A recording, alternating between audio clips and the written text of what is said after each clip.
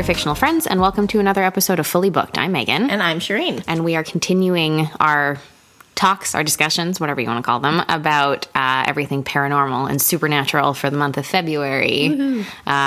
This probably comes out around Valentine's Day, but, you know, it's fine. I mean, you know, there's some romance and some paranormal sometimes. Yeah, no, it's true. We don't judge. No. Never. However you want to spend your Valentine's Day.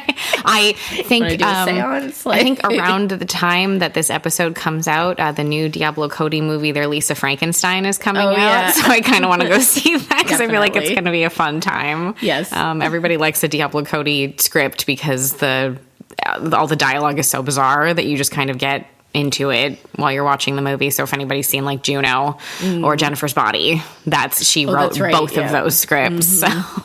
So I'll be curious to see how this one turns out. It's just about a teenage girl in the 80s who resurrects like some sort of Victorian boy, basically. Yeah, I think I saw the trailer for it was fun. So I'm looking forward to it. But anyway, today we're going to be talking about paranormal and supernatural fiction, but how, you know, we tend to lean obviously into like horror or like creepier or scarier aspects of it, but also, you know, that paranormal now doesn't really have to mean scary anymore. And there are like quite a few examples of that, and how a lot of authors are kind of taking sort of like general base ideas and running with them in a totally different direction than you would expect it to go, you know?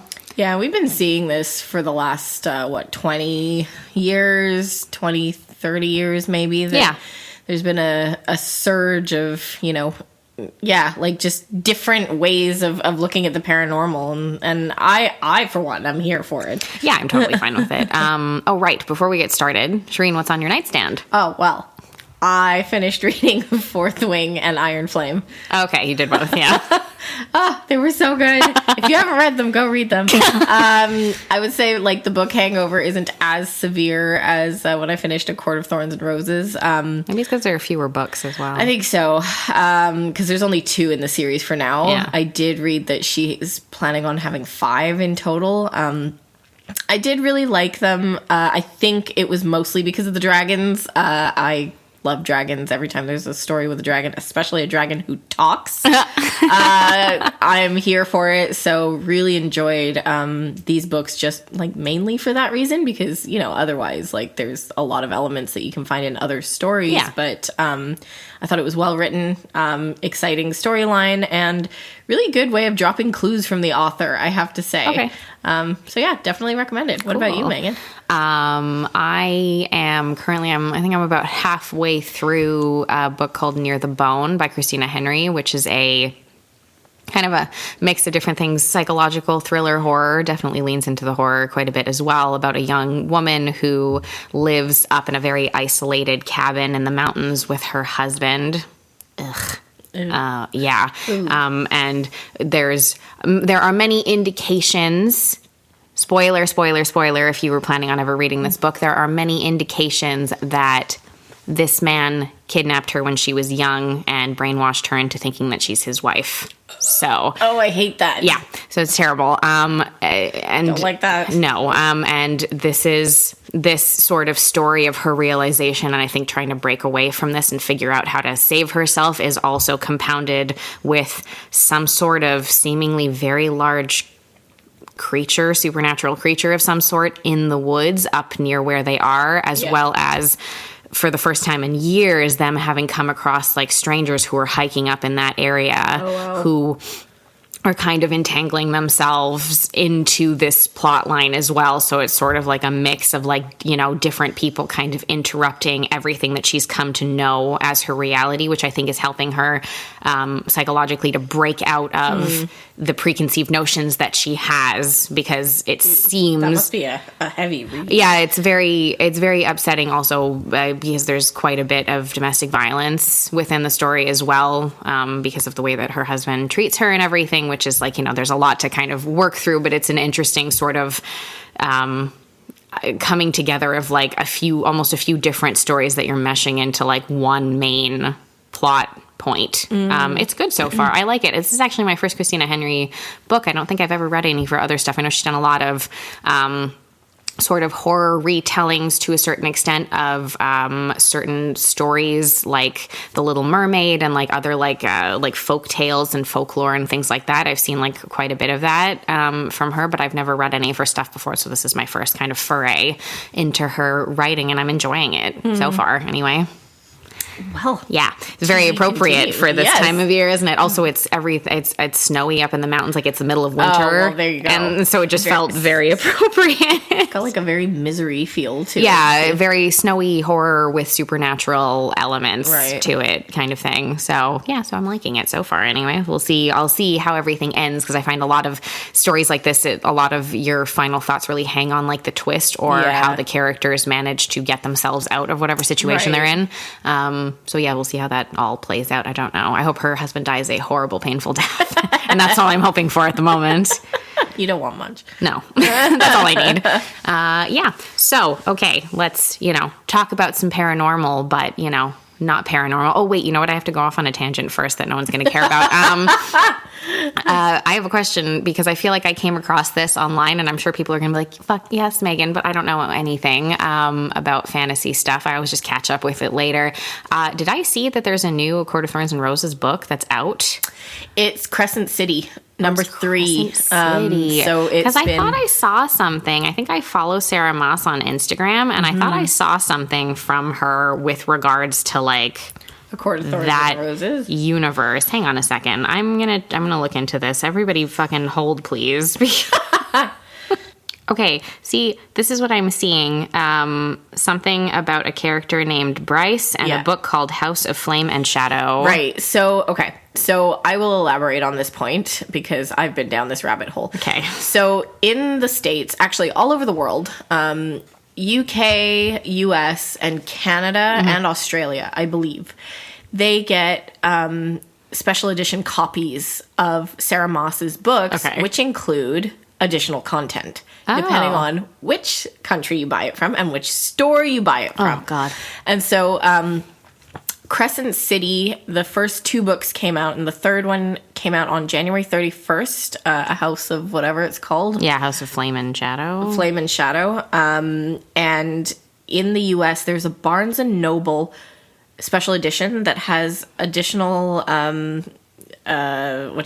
content with Bryce and Azriel, if I'm not mistaken. I saw something really quickly, Nesta, Azriel, and someone named Bryce, and I was like, what the fuck is that? But yeah, okay. So all of Sarah Moss's books, I believe she's weaving them all together. She's created a whole like universe. Like a multi-universal kind of, or like everything exists in the same universe, I guess? So like in Throne of Glass, there's a very like subtle nod to Feyre and Rhysand, and then so now she's starting to weave it together with the Crescent City books. Okay, thank you for clarifying that, because I came across this the other day, and I was like, I feel like there would have been a bigger deal about this, that I would have seen like what's happening now. It's Crescent City, but people are going bananas over it. Okay, that makes sense. Okay, sorry, totally veered off into nonsensical territory, because I was very annoyed and I didn't know what that was about.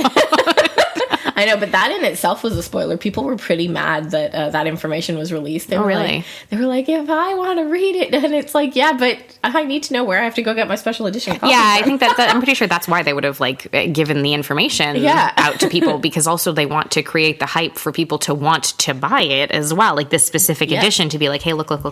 Yeah, like that Barnes & Noble one is going to be probably a very popular one. Yeah, of course. That's reason. It, exactly. Yeah. Okay, anyway, paranormal stuff. Okay, paranormal fiction. I would definitely say that there was probably a time, probably before you and I were even born, where when you thought of paranormal and supernatural stories, they were horror based or horror coded.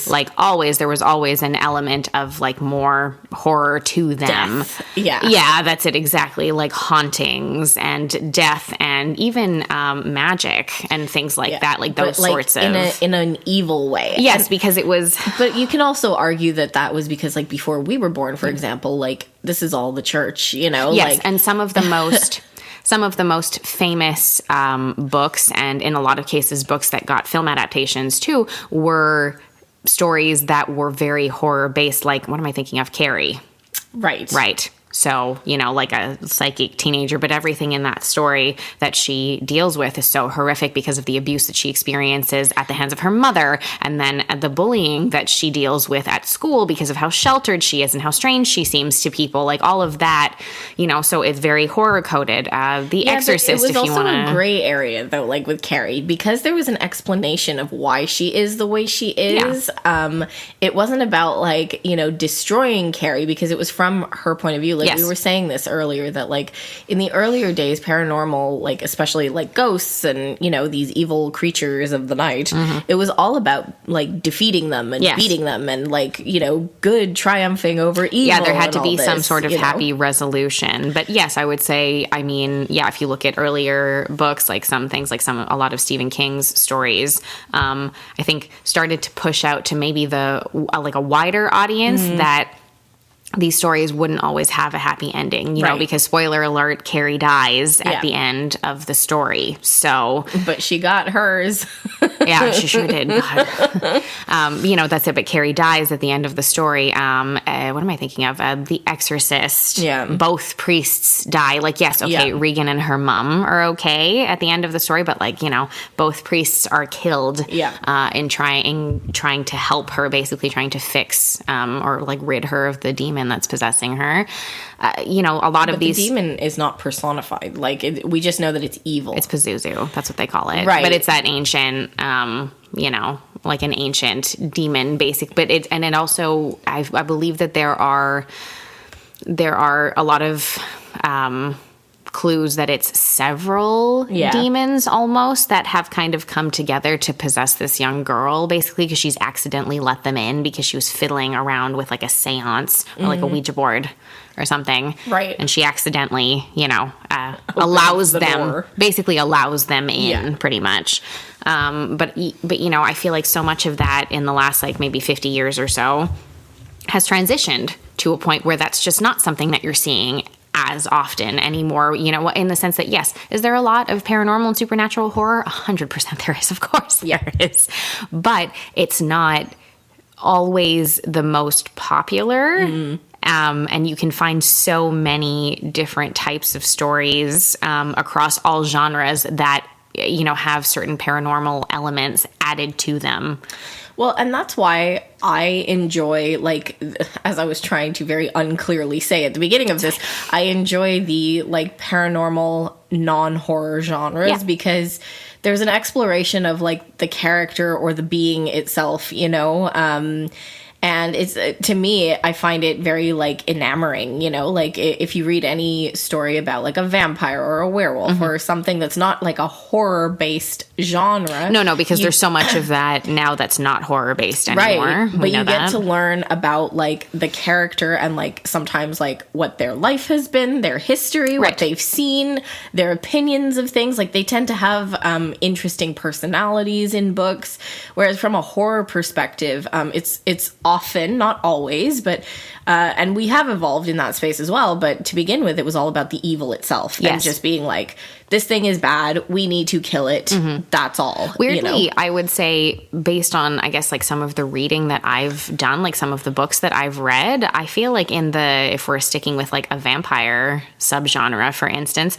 I do feel like in terms of character exploration of the actual, vampire themselves and everything, I do feel like Anne Rice has a lot to do with why we started looking at that a little bit more, where we sort of moved away from the Dracula type of vampire where it's like, this is the evil character and we have to defeat him, and Jonathan Harker has to find a way with Van Helsing to kill the creature, basically, which is, like how it's referred to and everything like that. And it's all through his journal entries and stuff. And it's very much told from the perspective of the human characters or humanoid characters versus something like Anne Rice, where you're like, oh, okay, this is told from the perspective, like Interview with the Vampires, from the perspective of Louis, who is a vampire. And then the vampire Lestat is Lestat's story. And, in Queen of the Damned, you also, like, there are like mixes of other characters in there who are human, but so much of her content that she wrote was really based in, like, that's it, the paranormal or supernatural element itself and the creature itself and how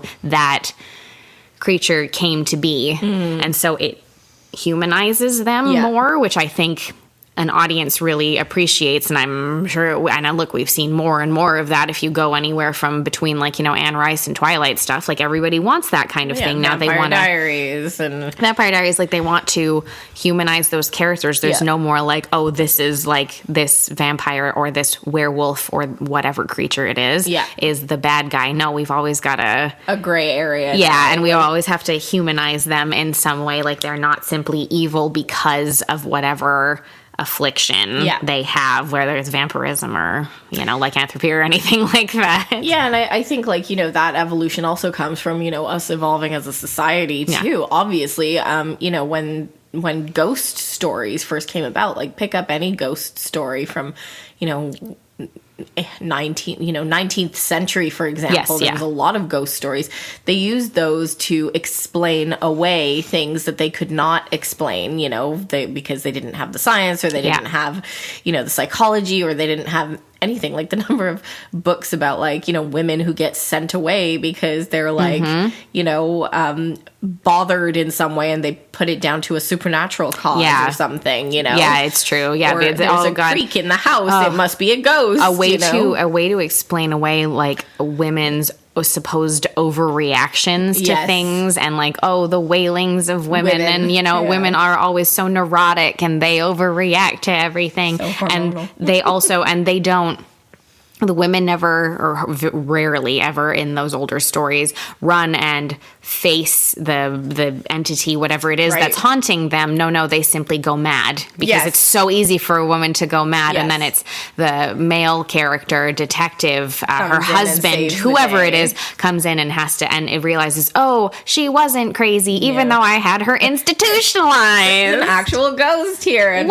my wife is now by the seaside. Like, and she's been rolled into the sea, probably. Exactly. Yes, exactly. That's it. It's just, there's so much of that that happens that I do. And I do think that also more modern stories have helped a little bit that way, because oftentimes they feature a female lead in a lot of cases. Not in every case. Okay, I'm generalizing. But in so many cases, and a lot of the stories that become very popular do feature a female lead who's like, well, I'm in this house and there's something fucking weird going on and I have to figure out what it is, you know? And I think that that's also where we've gotten into, we don't want women to be one-dimensional crazy people anymore. So what else can we do to help along with this? Well, we can make the story less scary and have it be, like, a little bit more comedic, for instance. And the lead character, she's examining things from a different perspective. And sometimes, yes, like, you know, it's still very serious subject matter, but oftentimes, because she's stopping and thinking, you don't lean as much into the horror, you lean more into, like, you know, like, maybe like something funny or something a little bit lighter for an audience. And I think that's how we've wound up with so many of these stories where there might be, like, still, like, horror elements woven throughout the story itself, but the main kind of tone isn't really horror. It's more romance, or it's comedy, or it's mystery, or it's this or it's that kind of thing, that, you know, I think a lot of people probably appreciate, because it's just like, you don't have to put ghosts in a box of, like, they're only scary, or, you know, vampires are only trying to kill you, or werewolves only can never control themselves when they shift, you know, like all of that kind of stuff. That's just not something that you see as often anymore. I mean, I wrote a little while ago, if you guys want to check it out on the site, I wrote an entire list of supernatural rom-coms that you can read. You know, because that became, like, that's its own subcategory now. Twilight. You know, I mean, it's become a whole, like, booming industry. I love a supernatural rom-com. They're fun. We were just saying, Allie Hazelwood had a new one come out. Oh, she's got a new one. Yeah, that's it. She's had a new one coming out this month. I forget when exactly. I pre-ordered it. February 7th. I pre-ordered it, too. It looks so fun. It's like about, it's a romance between a werewolf and a vampire. And I was like, oh, fuck, fine. And side note, so Allie Hazelwood wrote, what's it called? Love. Whatever. I think a lot of people will know her, right? She's big in the romance community. She did, like, the Love Hypothesis, like, a lot of like STEM romances are her thing. Her OG one, the Love Hypothesis, the one that I read, I was like, okay, read this book, cool, finish it, and then realized that it was a Kylo Ren fanfic. So I said to Megan, do you think that this new one is a fanfic from Twilight? And I'm like, if it is, I am so here for it. I'm gonna pretend that it is. I'm gonna pretend that it's a semi-gender swapped version of if Edward and Jacob had gotten together, and that's gonna be it for me. Yeah. It's gonna be great. So I pre-ordered it, so I'm curious to read that and see what it's like. That'll be our Valentine's Day read. Yeah. Seems accurate. Yeah. But yeah, there's an entire subcategory of, that's it, like supernatural rom-coms. Some of them are like much lighter. Some of them just have like paranormal elements in them a little bit. But there are so many of them. I mean, okay, last week we literally talked about Just Like Heaven, which, the film leads more into the rom-com side of things. Not well, but it does. Not well. No. But it does lead into like the comedic kind of aspect of things. But if you were to ignore the film and just focus on the book itself is basically a paranormal romance because a romance does develop between the characters throughout the course of the story. So, and again, that's it. It's like paranormal because it's like, is she a ghost? Is she not a ghost? What's going on? And they do talk about like psychic phenomena and things like that as well. But yeah, I feel like again, it's sort of it's ridiculous. We live in a post Harry Potter world where magic became commonplace and wasn't only, witches with crooked noses and big hats on. And evil things. And, it wasn't just like warlocks who were doing something terrible. It's also people just living day to day with magical abilities, which I think really normalized things for a lot of people in the book sphere. And then we transitioned from that, where we decided to go a little bit darker because we were like, okay, well, there isn't only magic. Here is like, here is like Twilight. Here is something where there are vampires and werewolves, and that, yes, there are fights and there are different factions of them and things like that. And there's this whole, kind of universe that exists. And then from there you get into other types of stories as well, where it's like, oh, well, these characters are fallen angels. Yeah. Oh God! Plug for our podcast for our Fallen episode. Oh, that movie. Oh, guys, can you just go listen to the episode so at least we did this for a reason?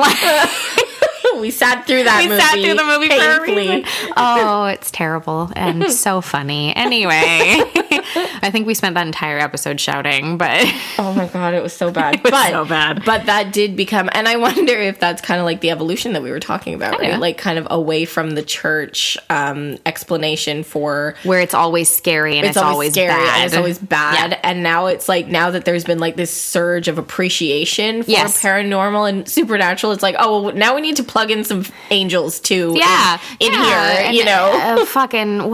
what is that series? Crave. By Tracy Wolf. Oh, I didn't read it. I read the first book, and God, I'm a masochist, so I'm probably going to read all of them because there's like 5. So anyway, I'll get to them at some point or another. But I've read that first book, and it's also, again, granted, it leans very heavily into like a Twilight style story. Like, man, some of the pieces of plot and things, I was like, good Lord, it's like she just took it and ran in a slightly different direction with it and made it anywhere where she kind of like meshed together several different aspects where it's like, okay, well, there are supernatural beings, but we're also at a very sort of isolated special school, which again, is also like another trope that you see very regularly. That's now become a big thing.